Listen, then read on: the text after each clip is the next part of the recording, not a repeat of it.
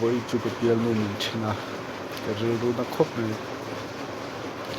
mi pa lâu một tí à chú có arun mà cái lụt là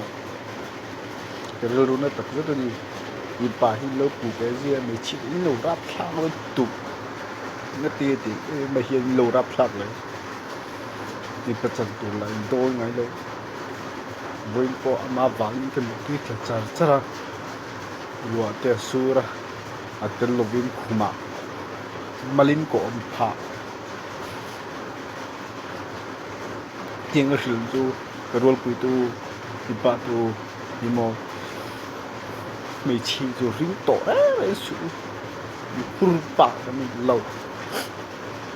chặt tu là to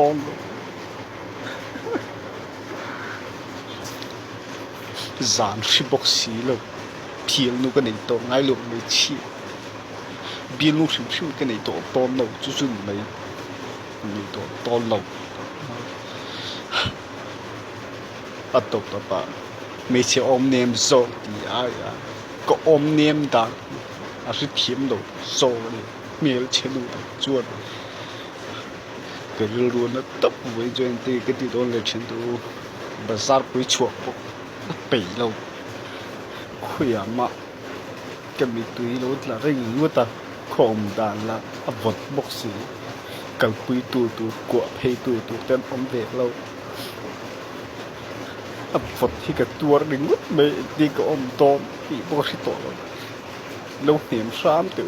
cái chuyện tin bà tiểu tiếng hồng chi chú ăn lâu mặc cái này giờ vào chú bị bắt sáng sung ngã hian mà cái là sung chú ngã về thấu ngã chú mấy khát à sáng khát thuộc chua cái này vậy chú chúng bận mi lâu cọp cái này tiếng còn tôn lệ dẫn chú sử tu cái in năng á